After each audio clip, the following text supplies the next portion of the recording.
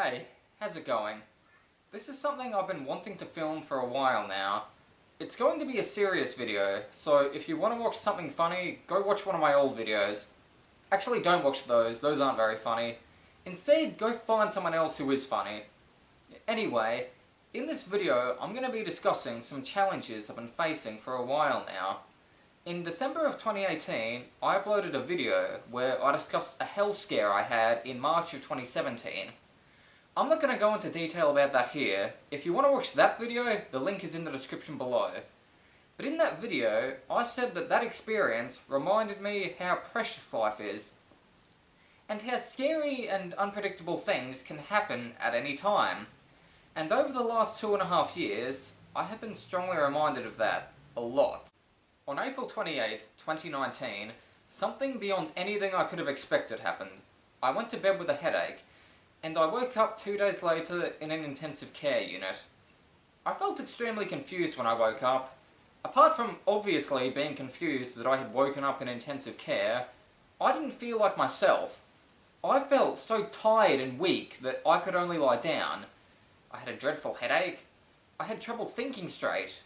My memory was muddled, and the environment around me felt dreamlike. It felt so surreal that for a brief moment in my fogged up state of mind, I wondered if I had died in my sleep. This was until one of the nurses told me that I had had a huge seizure in my sleep, that I needed to be taken to hospital, and that I had just woken up from an induced coma. This came as a shock, as I had never had a seizure before, nor had I had any family history of it. So an hour later, my parents visited me in hospital and went into more detail about what happened. It turned out they had heard me thrashing around and hitting my head in my bedroom. So they saw me and realised that I was having a huge seizure in my sleep. So they called me an ambulance, but the seizure was going on for a really long amount of time, so I had to go into an induced coma, which, as I said, I'd just awoken from. They gave me my phone, which I turned on to find messages of concern from friends who had heard I was in hospital. I messaged them back with the best explanation I could give them, and they were in shock, but of course nowhere near as shocked as I was. It turned out this seizure had done a lot of damage to my body, so I had to remain in intensive care for another day. The following day, when I was allowed to leave intensive care, I still felt very weak.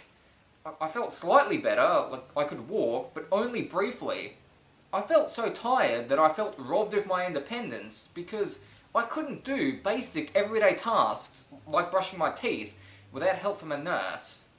I soon found out that my seizure caused me to have rhabdomyolysis, which is a breakdown of muscle tissue that releases a damaging protein into the blood, causing muscle pain, muscle weakness, and inability to exercise. Being so weak and tired all of a sudden was an awful feeling, but something else that was awful was my constant difficulty focusing and thinking straight.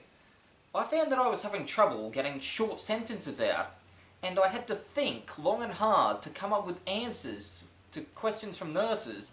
Basic questions like, what's your date of birth and what are you studying for at uni? Questions like that anyone should just be able to answer without thinking about it. And I had trouble remembering what I was doing in the days leading up to my seizure, and I couldn't even read a book because my mind would wander when I tried to, so I couldn't take any of the information in.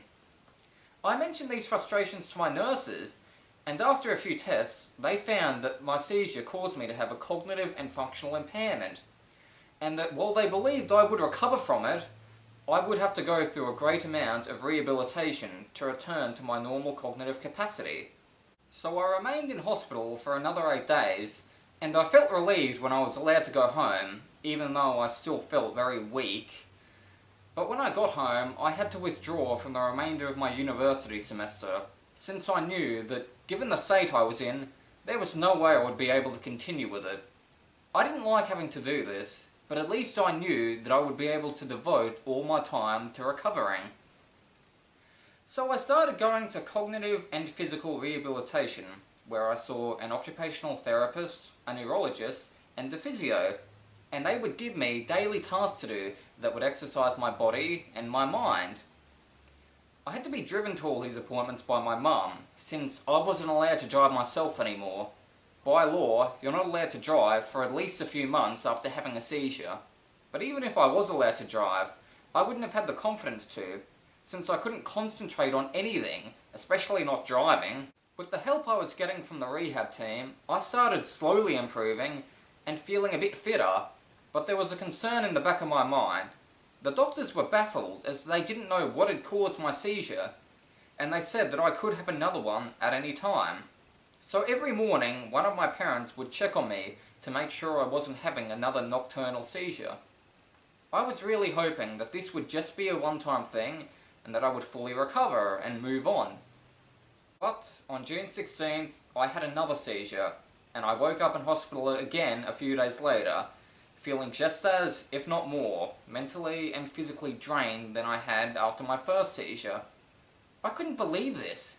I had really hoped that I would never have a seizure again. It felt like all those rehab sessions were a waste of time now. So a few days later, I returned home, feeling as bad as I did when I returned home from hospital the first time.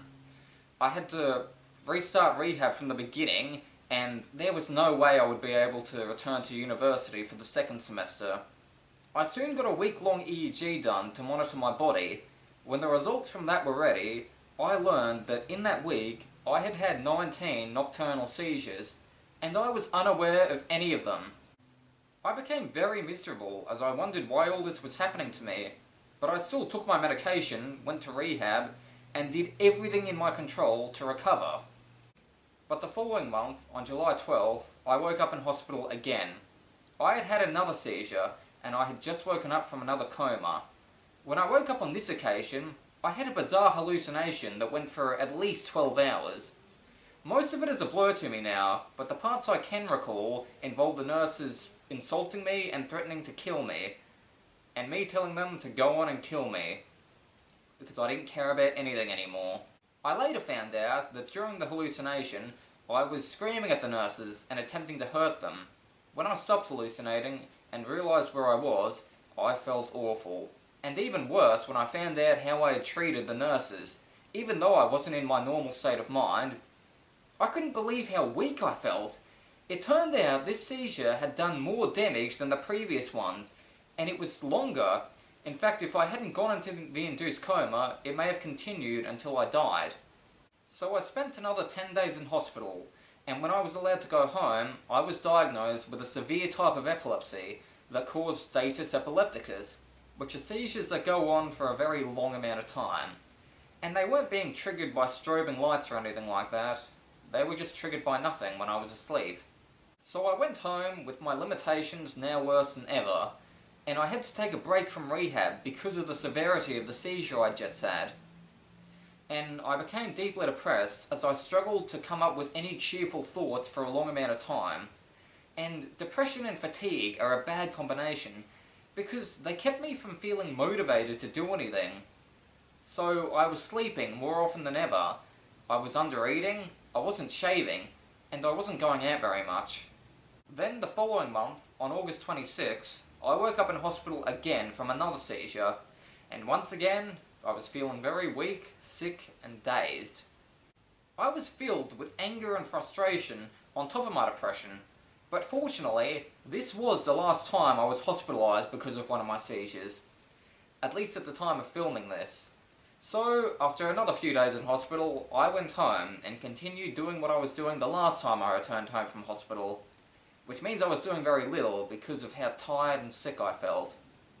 I was sleeping at least 5 hours a day because I felt too tired to do anything else.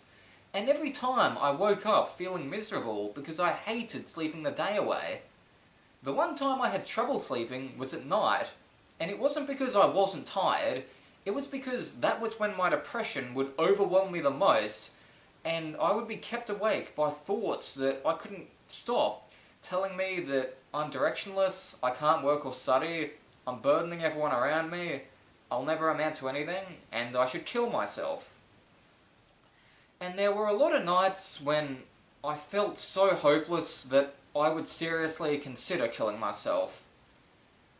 But I could never bring myself to do it, mainly because I really didn't want to hurt anyone, and also because part of me still believed that I could recover from this if I tried hard enough. So soon, I started taking antidepressants and seeing a psychologist on a fortnightly basis, and talking with my friends about how things were going. Despite how awful I was feeling, it felt good to have people in my life that I could talk to about it, and that wanted to make sure I was okay.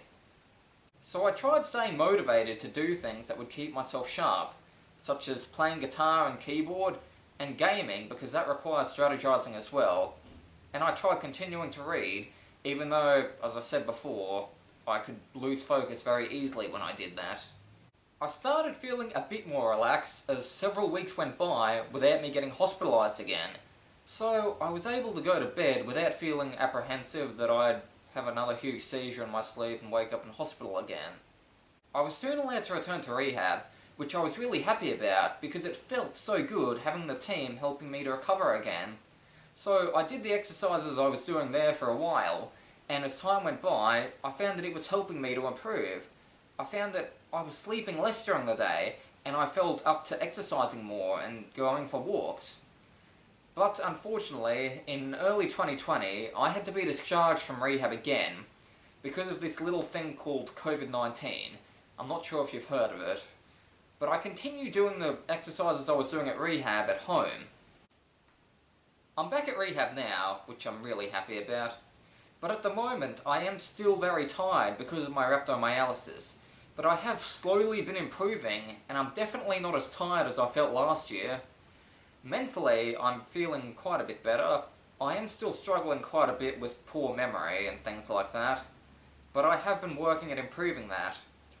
But unfortunately the seizures cause my immune system to be damaged quite a bit, so I tend to get sick pretty frequently and pretty easily. So because of things like this, I'm not able to work full time. But for a while, I've been looking for part-time work, despite COVID making that difficult. As I said before, I haven't been hospitalized since August of 2019, and the last few EEG tests I got showed that I had no seizures, so I'm really happy that it seems like I've gotten that under control. I've recently started driving again, which feels good, and I've been looking at the possibility of doing a youth work course next year. I'm still not very independent, which is a shame at my age, but given my circumstances, I have nothing to feel guilty about, and I'm really grateful that my parents have supported me through all this. I'm still struggling a lot with depression, but I'm really happy to be able to talk with my psychologists and my friends about this. As I said before, it feels so great to have people in my life that care about me and that I can talk to about this. It took me a long time to make this video, mainly because I kept on feeling tired and depressed and losing motivation. But I'm finally making it. And I'm gonna finish by saying this. My life may not be where I want it to be right now, and I may still have a lot of obstacles that I need to overcome. But I'm not gonna stop fighting them. I may fully recover from this, and I may not. Either way, I'm going to be proud of myself for not giving up. And if you can relate to anything I've said, if your life has taken a drastic turn because of poor health or an accident or anything else, and you feel overwhelmed with pain or grief or hopelessness, reach out and talk to people. You'd be surprised how many people are willing to listen and help. You're brave for persevering through all this. Hang in there. The world needs you. You can get through this. Well, thank you for watching. I love you.